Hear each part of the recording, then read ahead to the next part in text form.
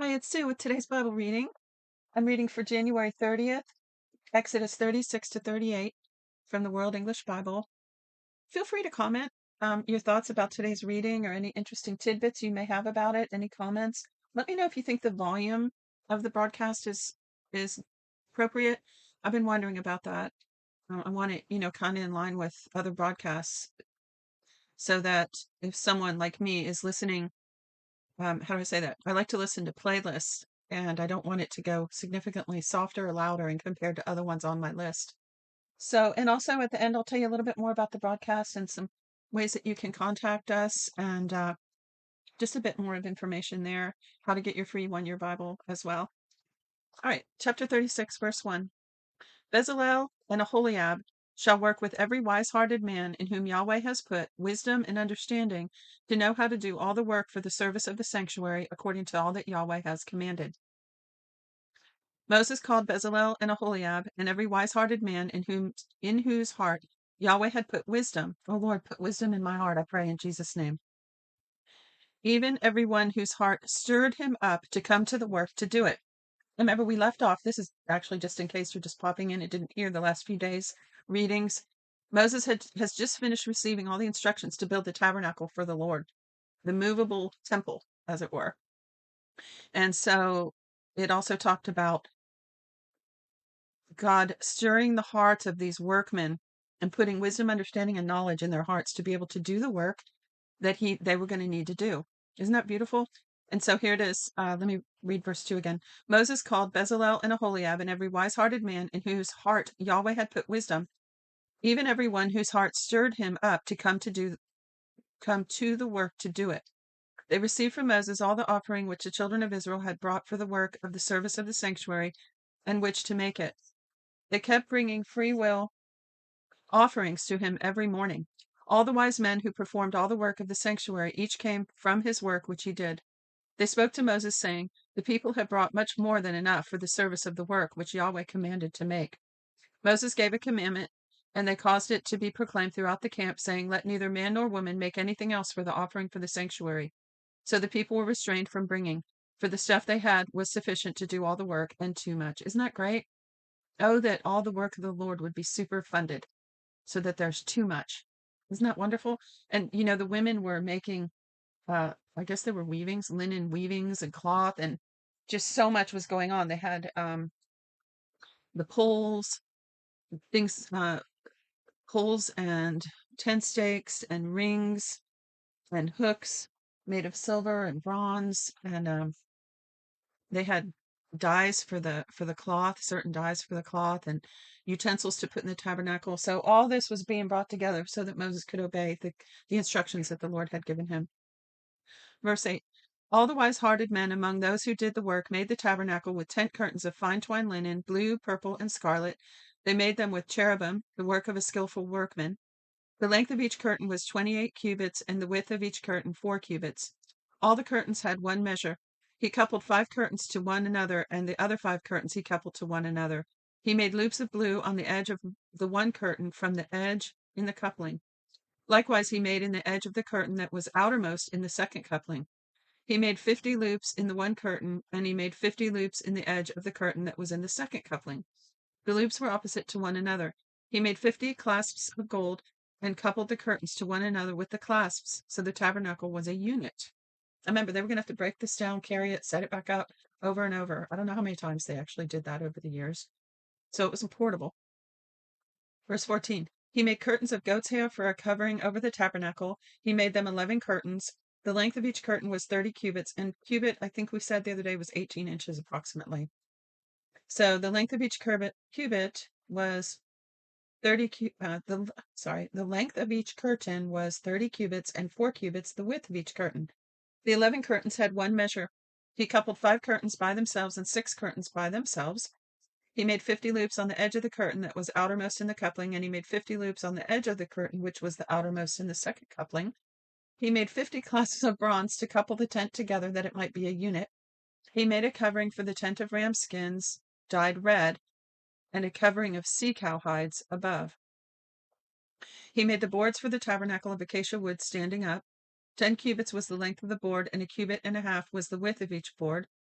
Each board had 2 tenons joined to one another. He made all the boards of the tabernacle this way.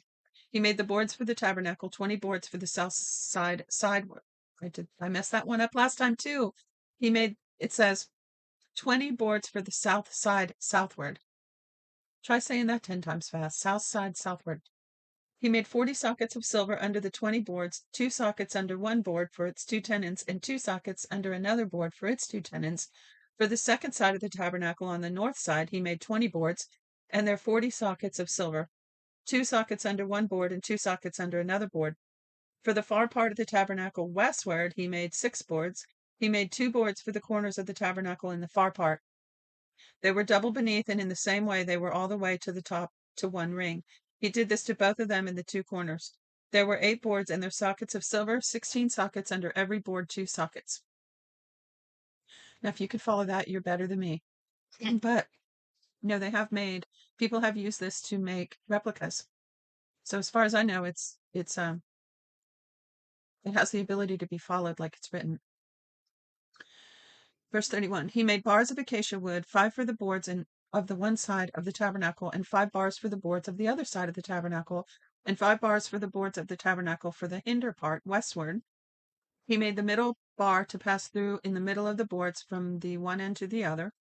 He overlaid the boards with gold and made their rings of gold as places for the bars, overlaid the bars with gold. He made the veil of blue, purple, scarlet, and fine-twined linen with cherubim. Let me stop and say a thought.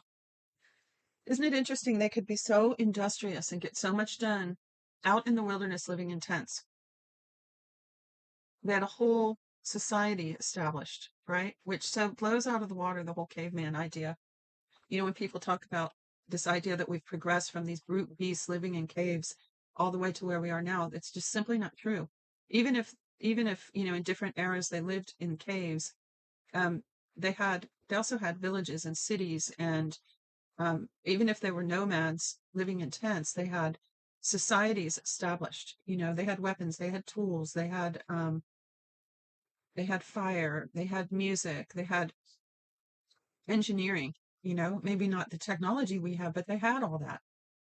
And that's also evidenced in all the ancient archaeology and some of the antediluvian archaeology that we still don't even know how to explain. So these were not cavemen. And ancient historical, you know, ancient manuscripts and historical documents bear all that out. So, you know, here these guys are in the middle of the wilderness, and they might have had wagons and horses and donkeys or whatnot, you know, but, you know, they managed to do a whole lot anyway, and they were very intelligent and skilled. All right. This is 37, verse 1. Bezalel made the ark of acacia wood. Its length was 2.5 cubits, and its width 1.5 cubits, and 1.5 cubits its height. Let me double check. Yeah, it says a cubit was about 18 inches. He overlaid it with pure gold inside and outside and made a molding of gold for it around it. He cast 4 rings of gold for it in its 4 feet, 2 rings on its one side and 2 rings on its other side. He made poles of acacia wood and overlaid them with gold. He put the poles into the rings on the sides of the ark to bear the ark. He made a mercy seat of pure gold. Its length was 2.5 cubits and 1.5 cubits its width. He made 2 cherubim of gold. He made them beaten work at the 2 ends of the mercy seat, 1 cherub at the one end and 1 cherub at the other end. He made the cherubim of one piece with the mercy seat at its 2 ends. The cherubim spread out their wings above, covering the mercy seat with their wings, with their faces toward one another. The faces of the cherubim were toward the mercy seat. He made the table of acacia wood. Its length was 2 cubits, its width was 1 cubit, and its height was 1.5 cubits. He overlaid it with pure gold and made a gold molding around it. He made a border of the hand's width around it and made a golden molding on its border around it. He cast 4 rings of gold for it and put the rings in the 4 corners that were on its 4 feet. The rings were close by the border, the places for the poles to carry the table. He made the poles of acacia wood and overlaid them with gold to carry the table. He made the vessels which were on the table, its dishes, its spoons, its bowls, and its pitchers, with which to pour out of pure gold.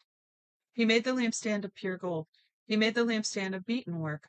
Its base, its shaft, its cups, its buds, and its flowers were of one piece with it.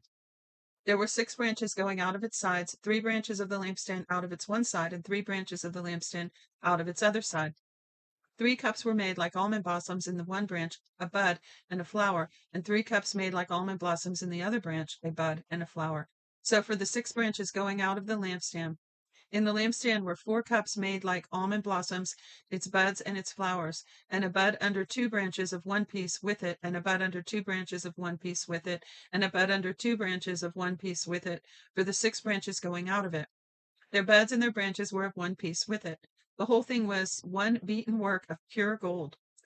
He made its 7 lamps, and its snuffers, and its snuff dishes of pure gold. He made it of a talent of pure gold with all its vessels.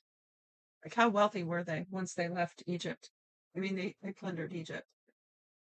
Amazing. Verse 25. He made the altar of incense of acacia wood. It was square, its length was a cubit, and its width a cubit.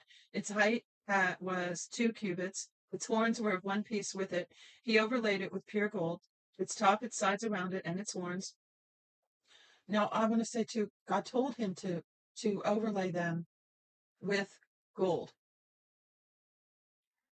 It wasn't just they were trying to be ritzy. God told him to overlay them with gold for a reason, and I personally believe it was as a type of shielding for the radiating glory, to protect them and to protect. Uh, well, let me not delve too far into that rabbit hole, but there was a reason. I believe it's just my personal opinion that they were covered with gold for a reason. Um, Verse 23. He made its 7 lamps and its snuffers and its snuff dishes of pure gold. He made it out of a talent of pure gold, and the talent is 66 pounds of pure gold with all its vessels. He made the altar of incense of acacia wood. It was square. Its length was a cubit, and its width a cubit. Its height was 2 cubits. Its horns were of one piece with it. He overlaid it with pure gold, its top, its sides around it, and its horns. He made a gold molding around it. He made 2 golden rings for it under its molding crown, on its 2 ribs, and on its 2 sides, for places for poles with which to carry it. He made the poles of acacia wood and overlaid them with gold. He made the holy anointing oil and the pure incense of the sweet spices, after the art of the perfumer.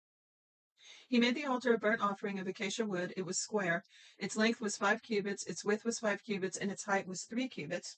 He made its horns on its 4 corners. Its horns were of one piece with it, and he overlaid it with bronze. He made all the vessels of the altar, the pots, the shovels, the basins, the forks, and the fire pans. He made all its vessels of bronze. He made for the altar a grating of a network of bronze under the ledge around it beneath, reaching halfway up. He cast 4 rings for the 4 corners of bronze grating to be places for the poles. He made the poles of acacia wood and overlaid them with bronze. Now, see, that was probably to withstand the fire and just so they'd last longer. Who knows? Verse 7. He put the poles into the rings on the sides of the altar with which to carry it. He made it hollow with planks. So hollow maybe to make it lighter to carry. Verse 8. He made the basin of bronze and its base of bronze out of the mirrors of the ministering women who ministered at the door of the tent of the meeting. How interesting. Let me read that again. He made the basin of bronze and its base of bronze out of the mirrors of the ministering women who ministered at the door of the tent of meeting. He made the court for the south side southward. Got it right that time. The south side southward. The hangings of the court were of fine twined linen, 100 cubits. Their pillars were 20, and their sockets 20, of bronze. The hooks of the pillars and their fillets were silver. For the north side, 100 cubits, their pillars 20, and their sockets 20, of bronze. The hooks of the pillars and their fillets of silver. For the west side were hangings of 50 cubits, their pillars 10, and their sockets 10. The hooks of the pillars and their fillets of silver. See, it was a rectangular tent, so it's why shorter on this side. For the east side, eastward, 50 cubits. The hangings for the one side were 15 cubits, their pillars 3, and their sockets 3. And so for the other side, on this hand and that hand by the gate of the court, were hangings of 15 cubits, their pillars 3, and their sockets 3. All the hangings around the court were of fine twined linen. The sockets for the pillars were of bronze. The hooks of the pillars and their fillets were of silver. Their capitals were overlaid with silver. All the pillars of the court had silver bands. The screen for the gate of the court was the work of an embroiderer, of blue, purple, scarlet, and fine twined linen.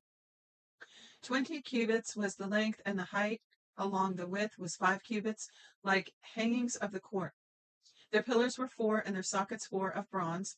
their hooks of silver, and the overlaying of their capitals, and their fillets of silver. All the pins of the tabernacle and around the court were of bronze. These are the amounts of the materials used for the tabernacle, even the tabernacle of the testimony, as they were counted according to the commandment of Moses for the service of the Levites by the hand of Ithamar, the son of Aaron the priest.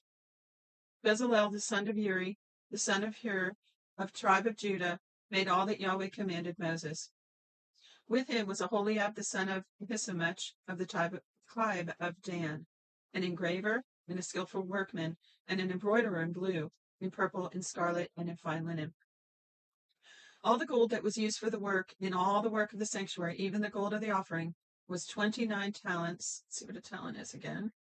66 pounds or 965 troy ounces, or 30 kilograms. So 29 talents of 730 shekels according to the shekel of the sanctuary. The silver of those who were counted of the congregation was 100 talents, and 1,775 shekels according to the shekel of the sanctuary. A bekah, a head, that is half a shekel according to the shekel of the sanctuary, for everyone who passed over to those who were counted from 20 years old and upward. For 3,550 men, the 100 talents of silver were for casting the sockets of the sanctuary and the sockets of the veil.